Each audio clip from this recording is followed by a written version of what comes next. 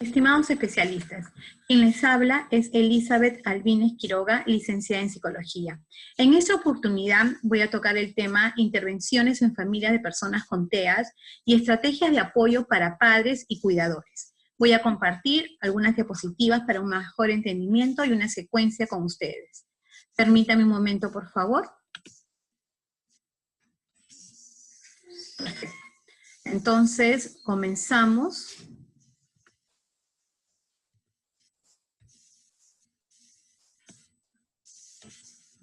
Perfecto.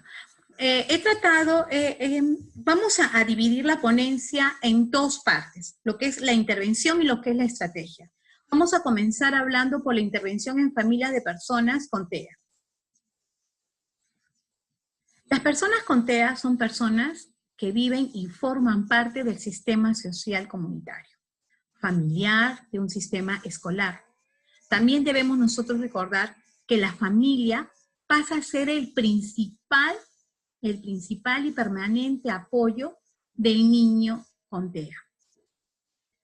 Tenemos que conocer que el contexto familiar es de suma importancia para analizar el desarrollo de las personas con TEA. Y no solamente es analizar, sino también estimular su aprendizaje y potenciarlo. Existen algunos factores importantes que condicionan las actitudes y el comportamiento de las familias en la hora de la intervención.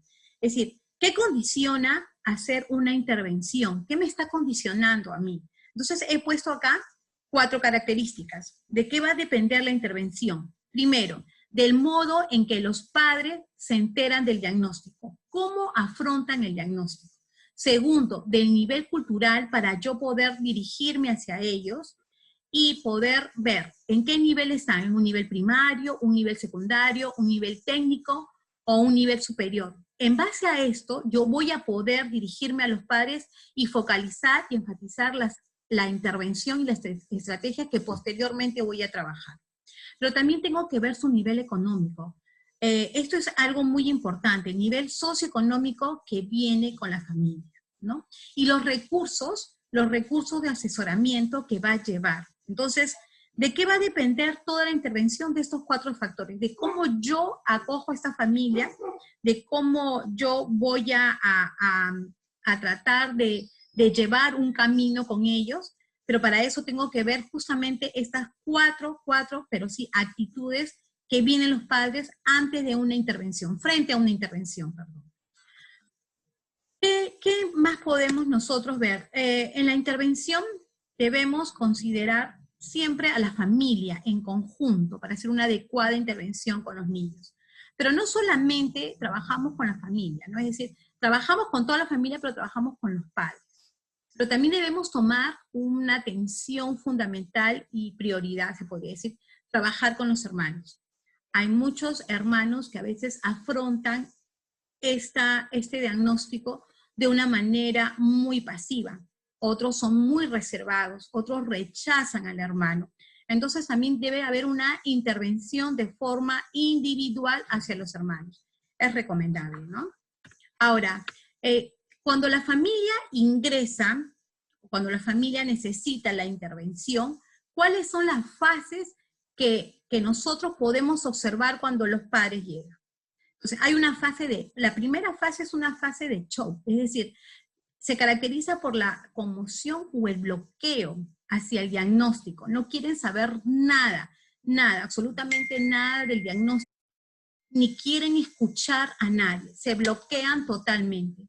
Después del bloqueo pasan a una fase del no, es decir, los padres ignoran el problema o actúan en el día a día como si nada hubiera pasado, como si nosotros no le hubiéramos dicho el diagnóstico, ¿no? Como si los especialistas, llámese neurólogos, no le hubieran dicho el diagnóstico. Entonces acá, ¿qué hacen los padres? Tienen la fase en la negación. Pero luego vamos pasando a una fase de reacción de los padres. Entonces, los padres intentan comprender el diagnóstico y se basa en las interpretaciones, ¿no?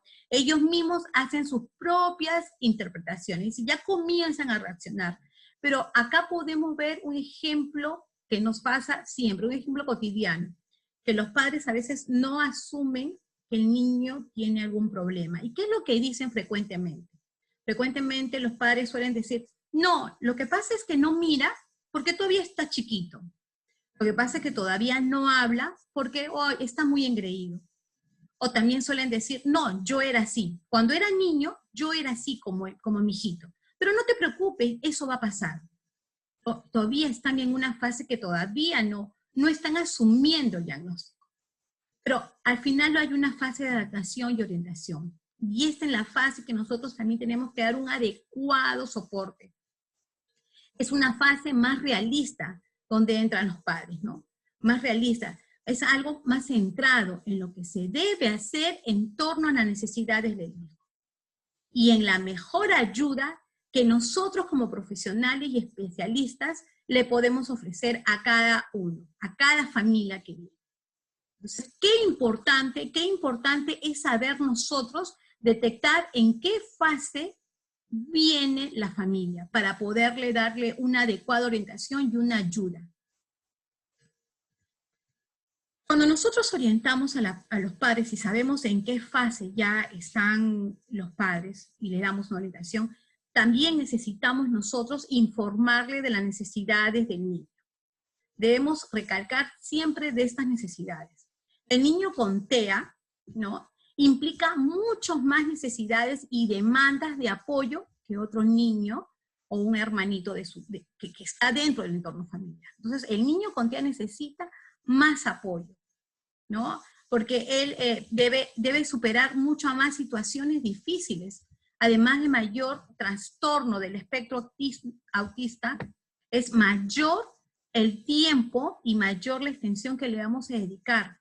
Hay que recordar cuál también, cuando nosotros, vamos a hablar de eso más adelante un poquito, pero un poquito aclarar que cuando nosotros recibimos a la familia y vamos a hacer la intervención y ya estamos detectando en qué fase está y le damos la orientación con relación al niño con TEA, también tenemos que ver el grado de TEA que tiene para poderlos orientar. Eso es fundamental, no olvidarnos, por favor. Nosotros podemos observar que durante la intervención, los padres, ¿no?, los padres que acuden, tienen en mayor o en menor medida una crisis que se caracteriza. Es decir, hay una crisis en esta familia. Esta crisis está caracterizada ¿por qué? Por un fuerte impacto psicológico y emocional. Claro, ¿cómo me siento yo como papá? ¿Cómo me siento como mamá tras este diagnóstico? ¿No? Entonces, la familia entra en una crisis. Y entra en crisis.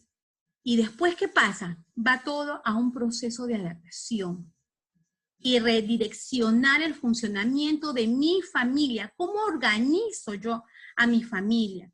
¿Cómo estructuro? ¿No? ¿Cómo estructuro todos mis ambientes para que mi niño logre ser acogido? Después, ¿qué vamos a ver? Después vamos a ver los cambios en la relación de pareja. Esto es muy importante y tenemos que trabajarlo así con lupa, porque cuando hay el diagnóstico, cuando les informan el diagnóstico, hay muchas parejas que no afrontan juntos ambos el diagnóstico, sino que a veces el padre se desliga y deja solamente a la madre que asuma toda esta responsabilidad. Entonces, hay que nosotros hacer una adecuada intervención para que ambos padres se comprometan, ¿no? Y para que no haya una ruptura de pareja, sino más bien una unión familiar. Entonces, tienen que acudir y hay una necesidad de ayuda, una necesidad de orientación. Y tenemos necesidades de asesoramiento.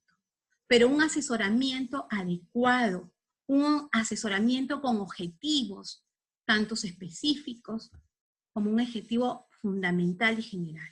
Entonces, hay que tener en cuenta esta crisis, no la podemos dejar pasar. Luego, nosotros tenemos que tener en cuenta, los padres vienen con una preocupación. Una vez que ya hemos hecho todo este caminito, ya estamos haciendo la intervención, pero vamos a ver que los padres tienen preocupaciones, ¿no? Todos los padres que nos visitan siempre hay sus preocupaciones de qué va a suceder con mi niño. Tenemos ahorita acá, puedo yo ver primero en qué pasa, qué va a pasar con mi niño, y luego qué va a pasar con el adulto. Cuando hablamos de niño, nos preocupamos por el presente y por el futuro, es decir, ¿qué va a pasar con mi hijo? ¿Se va a sentir bien? ¿Va a ser acogido por la sociedad? ¿Cómo se va a relacionar con todos los miembros de la familia, llámese abuelos, tíos, sobrinos, primos? Entonces hay una preocupación por el futuro. ¿Qué va a hacer de mi hijo cuando termine la primaria, la secundaria? ¿Va a llegar a estudiar secundaria? ¿Va a llegar a ser un profesional? Luego van a decidir el tratamiento médico. El tratamiento que decidan también debe de ser orientado de manera adecuada. Recordemos que nosotros, cuando hacemos una intervención, trabajamos de manera multidisciplinaria, ¿no? Entonces, trabajamos de manera multidisciplinaria. Entonces, hay que dar un adecuado tratamiento y recomendaciones médicas, porque eso es la decisión de los padres y a veces no saben qué hacer. También la elección de profesionales y opciones educativas, ¿no? ¿Qué pasa con la educación? Este es algo muy importante porque nosotros, a veces muchos padres creen que ponerlo a un niño en un colegio grande y regular lo va a ayudar.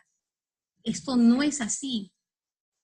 El niño necesita un colegio y un espacio donde sean grupos de 10 niños, donde sea más personalizado, para poder lograr los objetivos y para poder ayudar al niño. Si es un grupo muy grande de 35, no se va a poder. La profesora va a mirar a todos y no solamente va a mirar a él, tiene que mirar a todos que logren sus objetivos.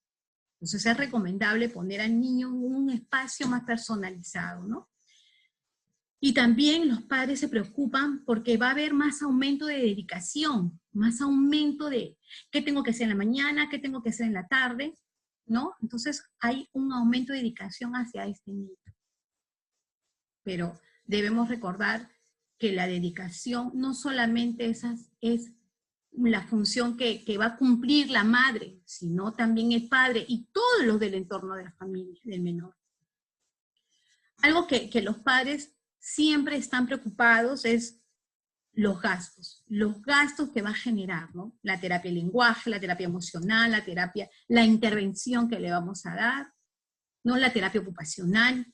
Entonces, todo estas terapias generan un gasto. Hay muchos padres que no pueden, lamentablemente, cubrir con todas estas necesidades. Pero hay instituciones también que son del Estado que podrían cubrirlas, ¿no? Pero es toda una preocupación. Pero no solamente vamos a ver una preocupación cuando son niños, también tenemos la preocupación de los padres cuando son adultos. Es decir, el trabajo. ¿Va a haber una inclusión de trabajo para mi hijo? No. ¿Cómo va a ser su vida afectiva? ¿Cómo va a ser su vida sexual? ¿Se va a enamorar?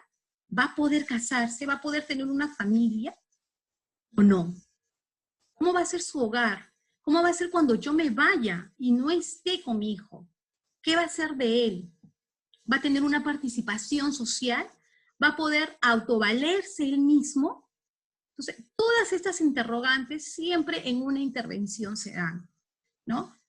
Entonces, vamos a ver algunos tipos de intervención. Entonces, comenzamos con nosotros con la información, después tenemos la orientación, el apoyo emocional, la asesoría y la terapia. Vamos a hacer unas breves referencias a cada uno de los tipos de intervención, ¿no? Con el fin de un poco diferenciarlos uno de los otros. Comenzamos por la información. El objetivo de la información es justamente su nombre, informar a las familias. Es básicamente que éstas conozcan y estén al día sobre el funcionamiento de todos aquellos momentos, situaciones que pueden resultar útiles a ellos como padres, ¿no? Y familiares. Dar información de forma correcta supone ser pues agradable, ser breve, claro, sencillo, ordenado, puntual, y es algo que recomendamos siempre, es no utilizar jergas que sean pues que no sean que sean jergas profesionales, por decir, ¿no? Entonces hay que dar una información clara, que la persona nos puede entender. Después pasamos al otro tipo de intervención, que es la orientación. Debemos orientar y ayudar a los padres y a las familias a la toma de decisión. Todo lo que tenga que ver con las personas con TEA, ¿no? Pero orientar no es decidir por el padre, hay que tener muy en claro eso, es decir, no es decidir por el padre, ni por la madre, ni por un familiar, no. Se trata de orientar, no de dar una receta. Para una buena intervención orientadora es importante la capacidad de comprensión, de empatía, la capacidad analítica y evaluadora, y las habilidades de comunicación, que se tiene que dar entre el especialista y la familia, entre una ida y una vuelta. El apoyo emocional. Nosotros en el apoyo emocional, ¿cuál es el objetivo? ¿Cuál es el objetivo? El objetivo de este encuentro es establecer un buen contacto con los padres para lograr reconocer sus emociones. Siempre hay que ser un buen oyente y dejar que la familia, que la familia nos brinde toda la información que ellos puedan, toda la información que deseen. Es ser una escucha activa. Eso es lo que tenemos que hacer, ¿no? Ahora, pasamos a una asesoría. Casi siempre nuestra misión será acompañar, estar presentes cuando lo soliciten, ¿no? Y tener la capacidad de ayudar en los momentos en los que esta ayuda sea necesaria hacer. Entonces hay que tener en cuenta todas estas intervenciones. Y la última intervención, para no hacerla larga, porque no nos queda mucho tiempo, es la terapia. La terapia. Entonces, aquí en la terapia, ¿qué nosotros hacemos? La terapia es un procedimiento en el cual participan los miembros del grupo familiar, ¿no? Todos los miembros del grupo familiar, y que precisan de una organización del terapeuta. Es decir, que los guíe de una manera directa o indirectamente. ¿Y que los guíe para qué? Para comprender y superar esas dificultades. Eso es lo más importante de la terapia. Acá les he dado cómo se efectúa una terapia. La llamamos nosotros una triada terapéutica, porque siempre va a estar el paciente, el terapeuta y la familia unidos para trabajar, ¿no? Entonces esa es la triada terapéutica que nosotros le llamamos. Los profesionales y la intervención familiar. ¿Qué vamos a hacer? Las actitudes de base. Las actitudes de base vamos a mencionar algunas actitudes básicas que proponemos para el trabajo con pares y familiares de personas con TEA. Entonces, primero, ¿qué tenemos que hacer? Ser honestos y veraces. Es decir, hablar de lo que tenemos que hablar con franqueza, con respeto y con mucho tacto. Después, ¿qué vamos a hacer? Respetar a las personas y a las familias, ¿no? Es decir, antes que clientes, son personas, antes que pacientes, son personas y familias, con su intimidad, con su privacidad, con su vida propia, que no tenemos nosotros derecho a codificar ni a convertir en un asunto público, ni contarle a todos los que trabajan alrededor de nosotros cómo es el papá o cómo es la mamá, ¿no? Entonces hay que respetar. Luego hay que identificar, es decir, aprovechar y potenciar las múltiples fortalezas de los padres y las familias. Qué importante es, ¿no? Combinar la empatía. Es decir, la empatía, la capacidad de ponerse en el lugar del otro. Es sumamente importante. Ser pacientes. Estar disponibles en la medida de lo posible y lo razonable, ¿no? Utilizar, qué importante es utilizar un lenguaje claro. Antes de pasar el lenguaje claro, quería también decirles que qué importante es estar disponible, ¿no?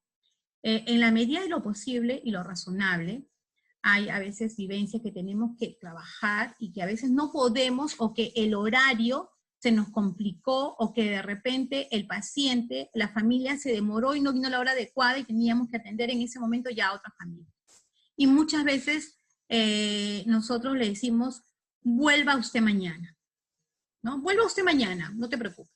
Pero no debe quedar en un vuelva usted mañana, ¿no? Es decir, estar disponible significa, no te preocupes, tú tranquila, ustedes tranquilos. Siéntase con la confianza de regresar mañana. Y vamos a conversar y vamos a trabajar todo lo que hoy día teníamos que hacer. Entonces, la palabra cambia y las personas, las familias se van a sentir acogidas. Pero si yo solamente abro la puerta y le digo, vuelvan ustedes mañana, bueno, ya, ¿no? No, hay que acogerlos, hay que sentir que ellos sientan que son acogidos por nosotros. Eso es fundamental. Y como les decía, utilicen un lenguaje sencillo y cotidiano, ¿no? Un lenguaje claro para hablar con ellos. Ahora entramos a lo que son estrategias.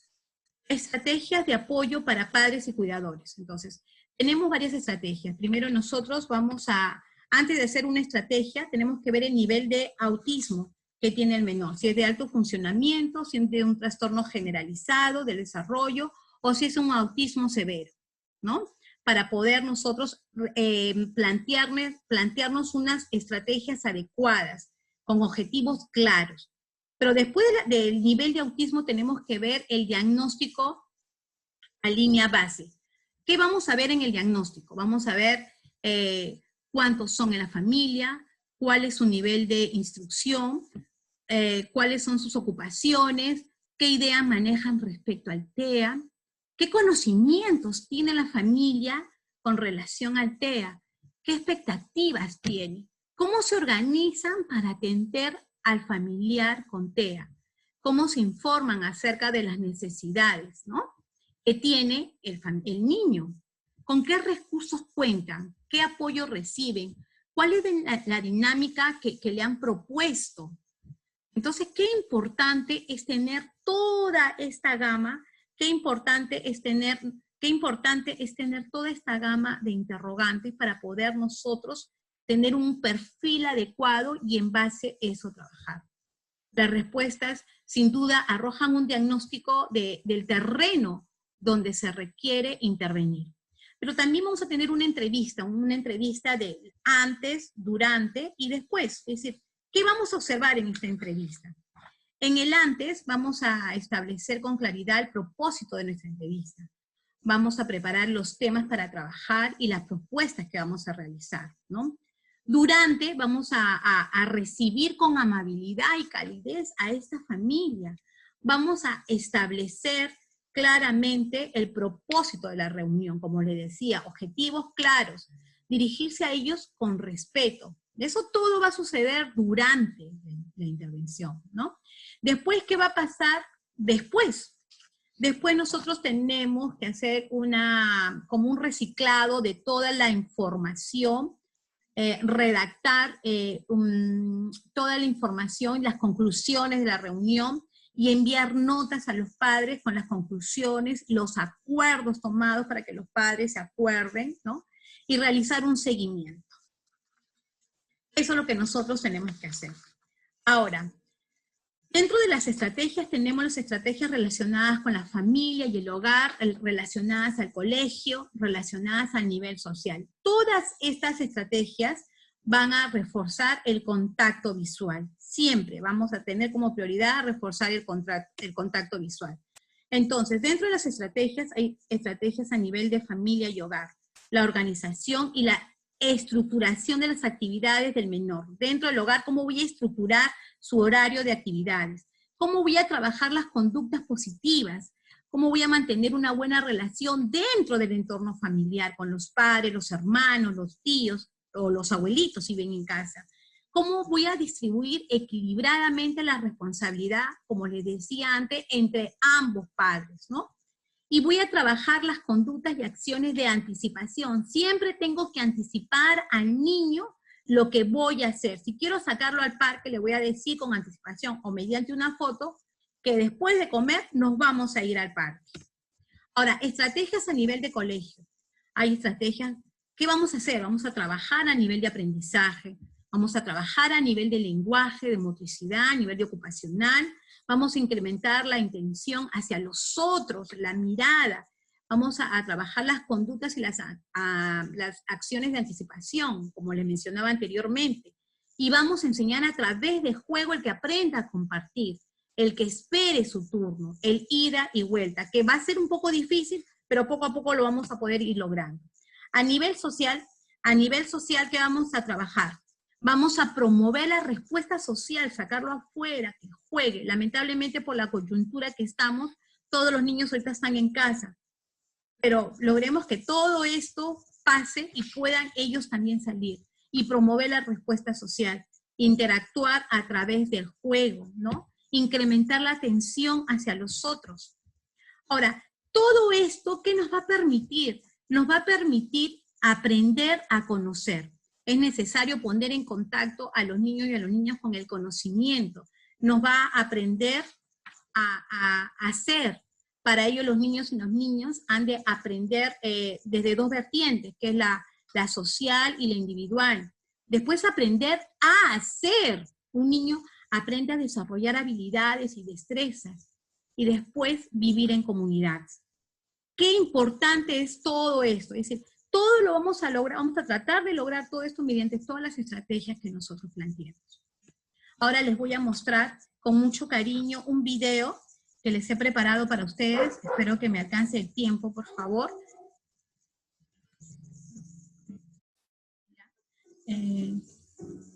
Quiero que escuchen. Voy a tratar de levantar más el volumen.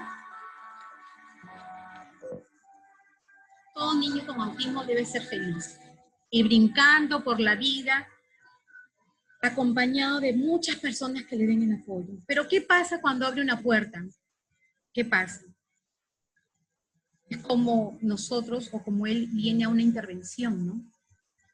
¿Cómo viene una intervención? Se afronta con el adulto y puede tener esta reacción.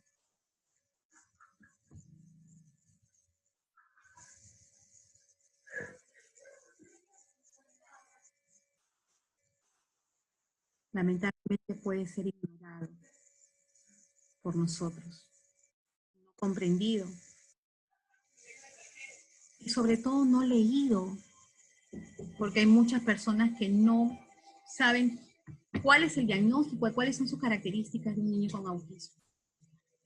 Pero regresemos y veamos la felicidad, volvamos hacia atrás, porque también nos podemos encontrar con otra puerta abierta y tener otra reacción.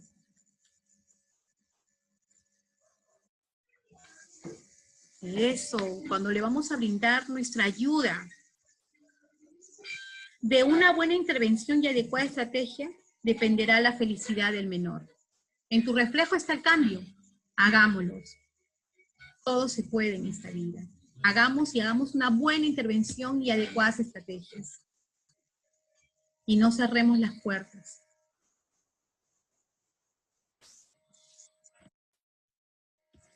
Gracias. Les agradezco de todo corazón a todos ustedes por haberme permitido entrar a sus hogares y brindarles esta información. Espero que les haya servido de mucho y para cualquier consulta estoy disponible. Gracias por su apoyo. Muy amable.